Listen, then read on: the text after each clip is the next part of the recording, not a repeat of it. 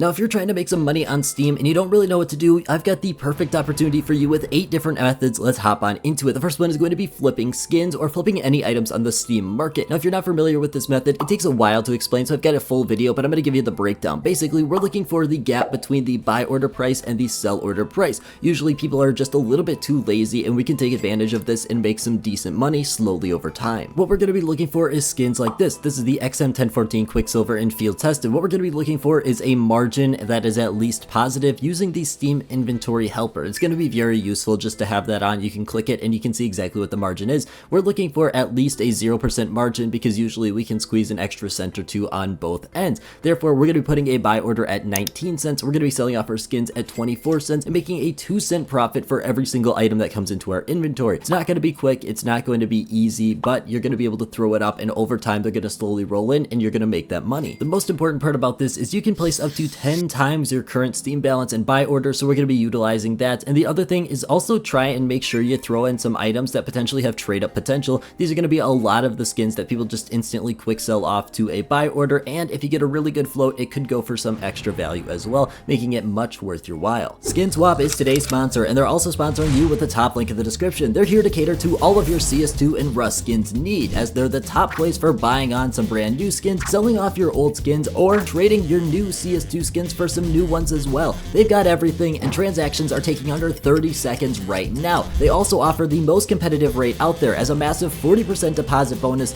if you just top up today, and their selling feature is one of the best. With an instant cash out and many different payout options, there's no reason not to try them out today. Now, the second method is going to be using the Steam items. Now, you've probably got some Steam cards lying around, and it's great to go ahead and sell those, but that's not where the big money is actually going to be inside of this area. You're going to get yourself some cents to get started with, which is absolutely amazing, but the big money is actually going to be finding hidden gems inside of Steam. Now, my personal example is a game called Dungeon Land, and to be honest with you, I had never heard of Dungeon Land before except for the value that it brought. That's because it had this emoticon right here. At $1.39, this is something that I was very interested in because I actually bought it, but it's actually a huge money maker if you have not used this area already. Now, for me personally, I've actually made profit by putting together the badges inside of this area because I've gotten lucky. I've gotten some of the stars while doing it, and I've gotten things that are worth value like this background profile. You can see it's valued at $3. In actuality, it's probably worth around $1, but that's still a really good value considering it didn't cost me that to go ahead and craft the badge. Unfortunately, that profit is gone inside of this area, but there is a new profit for Dungeon Land, and that's going to be actually unboxing the booster pack. That's because people are selling the booster pack at an extremely cheap price.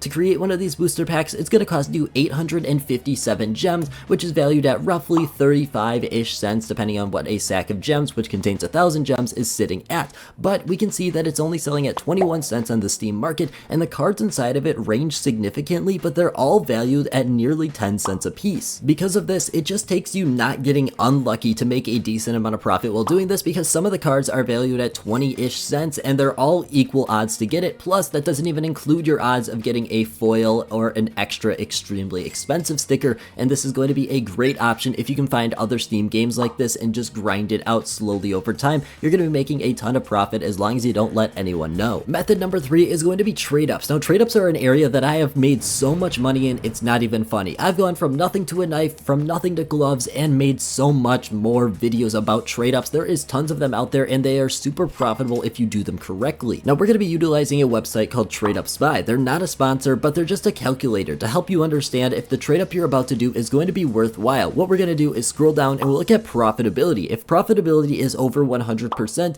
and your floats and prices are all reasonable, it's going to be worthwhile for you to do this trade up. Right here, you can see this Dreams and Nightmares trade up, very common one, very well known, but still rather profitable. We're going to be looking for 10 minimal wear skins, 0.092 or below on the float, and a 10-cent buy order. Coming down to our outcomes, 4/5 of the time we're going to be making profit. We're only going to be making a decent amount of profit with the USPS or the M4A1S, but as long as you don't hit the G3SG1, you're going to be making profit overall, and you can consistently spam this one and many others out and make a lot of money in trade ups. Now, if you're looking to make some money on Steam very easily, the number one thing you're going to want to do is get Prime inside of Counter-Strike 2. This is going to be the perfect investment because it's going to pay itself back rather quickly. It costs $15, but every single week you're going to be getting a screen like this. Here, you're going to have the option to choose between 4 items. One's going to be a case, one's probably going to be a skin, and there's probably going to be 2 graffitis. Now, this could vary slightly, but there's always going to be a case, and you're always going to want to take the case, and usually you're going to want to take the skin as well. Check them out, make sure all the prices line up correctly, but the skin is usually going to be the second most valuable thing.